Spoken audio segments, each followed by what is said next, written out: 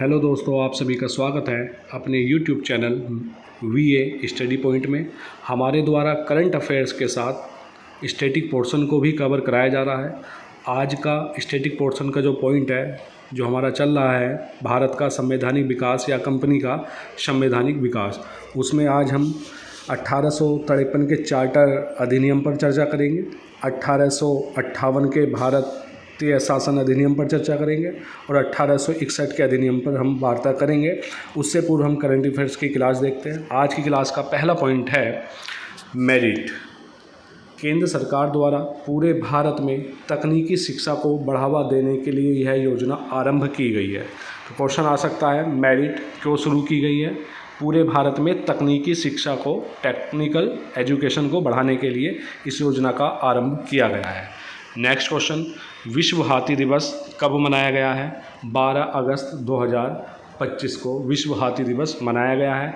इस वर्ष जो इसकी थीम है, हाथियों की मदद के लिए दुनिया को एकजुट करना, इस वर्ष विश्व हाथी दिवस की थीम है।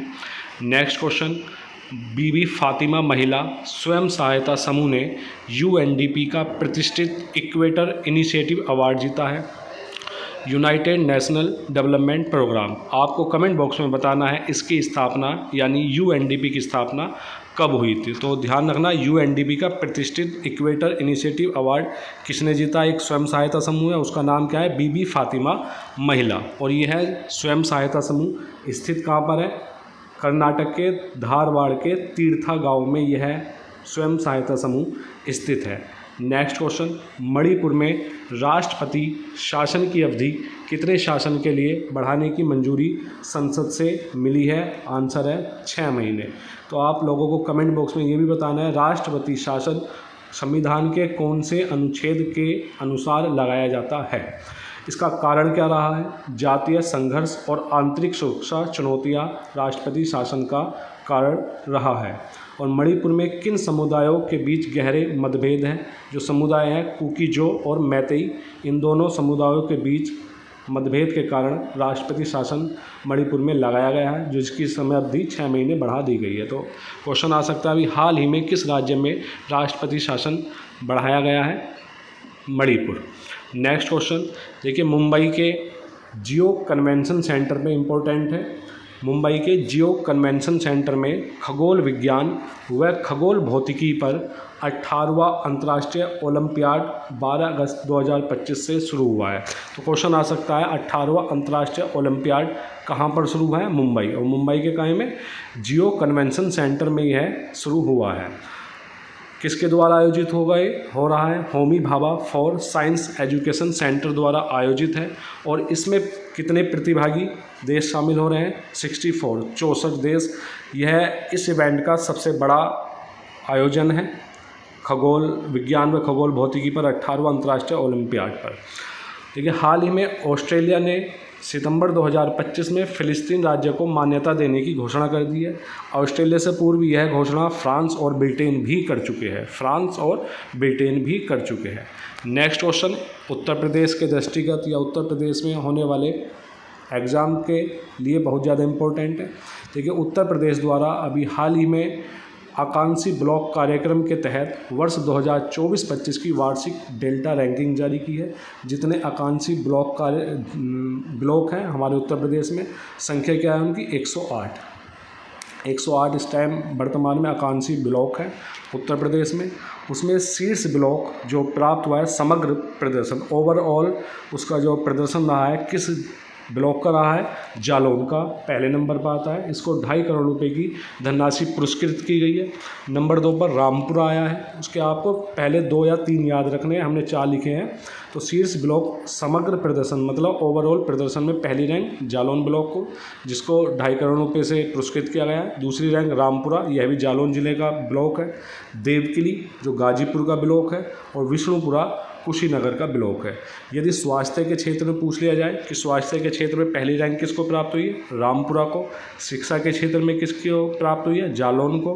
कृषि व संबद्ध क्षेत्र में किसको प्राप्त हुई है, विष्णुपुरा को। और बुनियादी ढांचा में, इंफ्रास्ट्रक्चर में पहली रैंक किसको प्राप्त हुई है, सैदनगर, जो कि रामपुर का ब्लॉक है, रामपुर जिले का। और सामाजिक विकास में पहली रैंक किसको प्राप्त हुई है, यह भी सैदनगर को, जो कि रामपुर का ब्लॉक है। नेक्स्ट क्वेश्चन, हाल ही में टॉप ब्रांड 2025 वैश्विक ब्रांड सूची में कौन शीर्ष पर रहा है, माइक्रोसॉफ्ट। तो टॉप ब्रांड 2025 वैश्विक ब्रांड सूची में माइक्रोसॉफ्ट ने टॉप किया है, शीर्ष स्थान प्राप्त किया है। नेक्स्ट क्वेश्चन, एक मिशन की शुरुआत की है अभी हमारे माननीय प्रधानमंत्री नरेंद्र मोदी जी द्वारा 27 जुलाई 2025 को। उस मिशन का नाम क्या है, ज्ञान भारतम मिशन। तो डायरेक्ट क्वेश्चन आ सकता है, ज्ञान भारतम मिशन की शुरुआत किसके द्वारा की गई, प्रधानमंत्री नरेंद्र मोदी द्वारा। कब की गई, 27 जुलाई 2025 को। इस मिशन के तहत कितनी पांडुलिपियों को संरक्षित करने का लक्ष्य है। तो पांडुलिपियों को डिजिटलीकरण और सुरक्षित संरक्षित करने के लिए इस मिशन की शुरुआत की गई है। तो कितनी पांडुलिपियों को संरक्षित करने का लक्ष्य है, 1 करोड़ से अधिक पांडुलिपियों को संरक्षित करने का इस मिशन का उद्देश्य है। जो कि इस मिशन के लिए केंद्रीय बजट 2025-26 में कितनी धनराशि आवंटित हुई है, 60 करोड़ रुपये। 60 करोड़ रुपये। और इस मिशन का संचालन जो कर रहा है, केंद्रीय संस्कृति मंत्रालय द्वारा इस मिशन का संचालन किया जा रहा है। इसका उद्देश्य जो हमने अभी ऊपर बताया आपको, प्राचीन पांडुलिपियों का डिजिटलीकरण और संरक्षण करना इसका उद्देश्य है। इसी दिशा में अंतर्राष्ट्रीय पांडुलिपि विरासत सम्मेलन जो आयोजित होगा वह होगा नई दिल्ली में। कब से कब तक, 11 से 13 सितंबर 2025 के मध्य में, जिसकी थीम रहेगी पांडुलिपि विरासत के माध्यम से भारत की ज्ञान विरासत को पुनः प्राप्त करना, इस सम्मेलन की थीम रहेगी। नेक्स्ट क्वेश्चन, 15वीं जूनियर राष्ट्रीय महिला हॉकी चैंपियनशिप 2025 कहाँ पर आयोजित हुई है, काकीनाडा में, आंध्र प्रदेश में पड़ता है। 15वीं जूनियर राष्ट्रीय महिला हॉकी चैंपियनशिप 2025 काकीनाडा, आंध्र प्रदेश के। जो फाइनल जो जीता है, झारखंड ने जीता है। किसको हराकर जीता, हरियाणा को। झारखंड ने यह फाइनल जीता है और किसको हराकर, हरियाणा को हराकर। करंट अफेयर्स की क्लास का आज का लास्ट क्वेश्चन, विश्व अंगदान दिवस कब मनाया जाता है, 12 अगस्त को। विश्व अंगदान दिवस 12 अगस्त को मनाया जाता है। तो अब हम जो हमारी स्टैटिक पोर्शन, जीएस के स्टैटिक पोर्शन की क्लास चल रही है उसको कवर करेंगे और अच्छे से कवर करेंगे, जो कि यूपीएसआई, यूपीपीसीएस या अन्य एग्जाम के दृष्टिगत बहुत ज़्यादा इम्पोर्टेंट है। हमारा टॉपिक है कंपनी का संवैधानिक विकास। इससे पूर्व की वीडियो में हम 1774 का रेगुलेटिंग एक्ट देख चुके हैं, पिट्स इंडिया एक्ट 1784 देख चुके हैं, 1813 का चार्टर एक्ट देख चुके हैं, 1833 का चार्टर एक्ट देख चुके हैं। क्लास शुरू करने से पहले मैं एक बार ब्रीफ में, संक्षेप में आपको सभी एक्ट का वर्णन कर देता हूँ, बहुत ब्रीफ में। अगर आपको कंप्लीट देखना है तो हमारी वीडियो में आप देख सकते हैं। देखिए 1774 का जो रेगुलेटिंग एक्ट था, 1774 का रेगुलेटिंग एक्ट में, उसमें क्या हुआ था, मद्रास और बंगाल प्रेसिडेंसियों को बंगाल के अधीन किया गया था। नंबर 1, मद्रास और बंगाल प्रेसिडेंसियों को बंगाल के अधीन किया गया था। इससे पूर्व तीनों प्रेसिडेंसियाँ स्वतंत्र थी। नंबर 2, बंगाल के गवर्नर को अब गवर्नर जनरल कहा जाने लगा था। बंगाल का गवर्नर जनरल, तो ध्यान रखना, बंगाल के गवर्नर को गवर्नर जनरल कहा जाने लगा था 1774 के रेगुलेटिंग एक्ट के तहत। प्रथम गवर्नर जनरल किसको नियुक्त किया गया था, वॉरेन हेस्टिंग्स को नियुक्त किया गया था। और इसी एक्ट के तहत, यानी 1774 के रेगुलेटिंग एक्ट के तहत 1774 में कलकत्ता में सुप्रीम कोर्ट यानी उच्चतम न्यायालय की स्थापना हुई थी, जिसके मुख्य न्यायाधीश सर एलिजा इम्पे थे। और इसकी कमियों को दूर करने के लिए हमारा 1781 में आया था संशोधन अधिनियम। 1781 में आया था संशोधन अधिनियम। किसकी कमियों को दूर करने के, 1774 के रेगुलेटिंग एक्ट के दोषों को दूर करने के लिए संशोधन अधिनियम 1781 आया था। उसके पश्चात हमारा आया था पिट्स इंडिया एक्ट 1784, जो हम डिटेल में आपको कवर करा चुके हैं। पिट्स इंडिया एक्ट 1784 में क्या हुआ था, बोर्ड ऑफ डायरेक्टर और बोर्ड ऑफ कंट्रोलर की स्थापना करके कंपनी के कार्यों के लिए भारत में द्वैध शासन आया था। तो ध्यान देना, भारत में द्वैध शासन कौन से अधिनियम के तहत, पिट्स इंडिया एक्ट 1784 के तहत बोर्ड ऑफ डायरेक्टर और कंट्रोलर की स्थापना करके। और 1813 का चार्टर एक्ट क्या कहता है, उसमें 3-4 पॉइंट थे। कंपनी का भारतीय व्यापार आंशिक रूप आंशिक रूप से एकाधिकार समाप्त किया गया था कंपनी का भारतीय व्यापार, लेकिन चाय एवं चीन के व्यापार पर एकाधिकार बना रहा था 1813 के एक्ट के तहत। 1318 के एक्ट के तहत ध्यान रखना, कंपनी का जो ईस्ट इंडिया कंपनी थी उसका भारतीय व्यापार आंशिक रूप से एकाधिकार समाप्त किया गया था, किंतु चाय एवं चीन के व्यापार पर एकाधिकार बना रहा था, इसलिए आंशिक रूप से एकाधिकार समाप्त हो पाया था 1813 के चार्टर एक्ट द्वारा। और इसी 1813 के चार्टर एक्ट के द्वारा शिक्षा पर 1 लाख रुपए खर्च करने का प्रावधान किया गया था।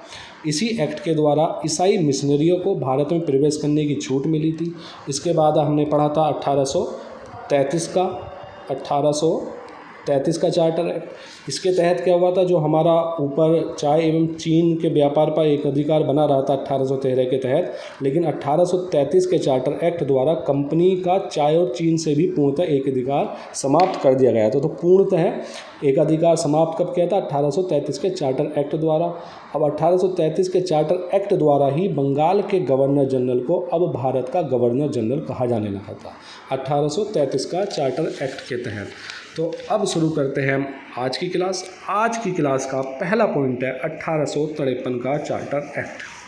1853 का चार्टर एक्ट, यह देखिए एक अंतिम चार्टर था।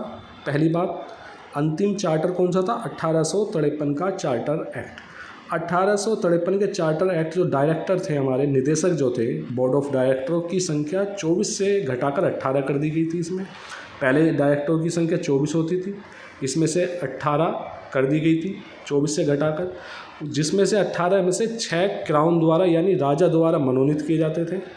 और नियुक्तियां अब एक प्रतियोगी परीक्षा द्वारा की जानी थी, क्योंकि नियुक्तियां इसलिए परीक्षा कराई जानी थी क्योंकि कंपनी बहुत ज़्यादा भ्रष्ट हो गई थी।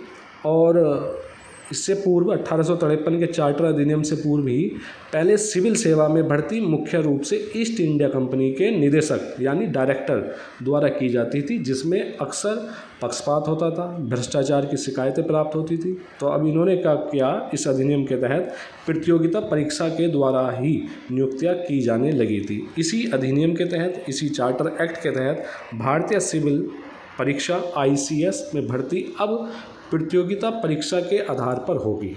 तो ध्यान रखना, किस अधिनियम से पहले भारतीय सिविल परीक्षा की भर्ती बिना प्रतियोगिता परीक्षा के आधार पर होती थी, 1853 के चार्टर एक्ट से पूर्व। लेकिन 1853 के चार्टर एक्ट द्वारा कहा गया जो भी ICS में भर्ती होगी अब सिर्फ प्रतियोगिता परीक्षा के आधार पर होगी। और यह पहली बार परीक्षा जो प्रतियोगिता परीक्षा हुई 1855 से शुरू हुई। और इसी के तहत एक विधान परिषद के गठन की व्यवस्था की गई, विधि परिषद के गठन की स्थापना की गई जो कानून बनाएगी। तो ध्यान रखना, विधान परिषद के गठन की व्यवस्था 1853 का चार्टर एक्ट। 1858 का भारत सरकार अधिनियम बहुत ज़्यादा इम्पोर्टेंट है। 1858 का भारत सरकार अधिनियम, इसको बहुत अच्छे से कवर करेंगे। देखिए 1858 का भारतीय शासन अधिनियम आने से पहले ही आपको पता है 1857 में क्या हुआ था। 1857 की क्रांति हुई थी, और आप लोगों को पता है यह जो क्रांति हुई थी वह ईस्ट इंडिया कंपनी के कर्मचारियों या उसी कंपनी के द्वारा हुई थी, के कारण हुई थी। तो ब्रिटिश राजा भी ये चाहता था कि शासन मैं अपने सीधे हाथों में लूँ। क्राउन चाहता था कि ब्रिटिश इंडिया कंपनी से कानून अपने हाथों में लूँ, क्योंकि यह कंपनी जो थी बहुत ज़्यादा पावरफुल हो गई थी, बहुत ज़्यादा पावर में अपने को समझती थी कंपनी, और बहुत ज़्यादा भ्रष्टाचार कर रही थी। और उसका जो क्षेत्रफल था कंपनी का, उसका एरिया जो था बहुत ज़्यादा हो गया था। अब मान कर चलिए आप कोई राजा हो, सपोज करिए राजा है कोई, और उसका मंत्री मान लीजिए, कर्मचारी मान लीजिए, वह राजा से पावरफुल हो जाए, राजा से ज़्यादा पैसा हो जाए उस पर, राजा से ज़्यादा उसका आदमी बात माने, तो राजा को बुरा लगेगा या नहीं? राजा को बुरा लगेगा। तो इसी प्रकार राजा भी इस चक्कर में पड़ गया था कि कंपनी पावरफुल हो गई थी, भ्रष्टाचार ज़्यादा कर रही थी, उसका एरिया ज़्यादा हो गया था। तो राजा इस कंपनी को कंट्रोल करने की पहले से ही कोशिश कर रहा था। कैसे कर रहा था? देखिए 1813 के तहत उसने क्या किया, आंशिक रूप से कंपनी का एकाधिकार समाप्त किया था, जो अभी हम चर्चा की है जस्ट। 1833 के तहत उसने पूर्ण प्रतिबंध लगा दिया था। 1833 के तहत उसने पूर्ण प्रतिबंध लगा दिया था कंपनी पर, व्यापार पर, चाय और चीन से व्यापार करने पर भी एकाधिकार समाप्त कर दिया था। और 1853 के तहत अभी जो हम ऊपर पढ़ के आए, विधि परिषद या विधान परिषद बनाया जो देख रेख करता था। तो अब फाइनली जो 1857 की क्रांति हुई थी, फाइनली राजा को बहाना मिल गया कि कंपनी का एकाधिकार अपने हाथों में लिया जाए। तो अब उसी के कारण जो 1857 की क्रांति हुई थी, उसी के कारण ब्रिटेन के सैनिकों की मृत्यु हुई थी।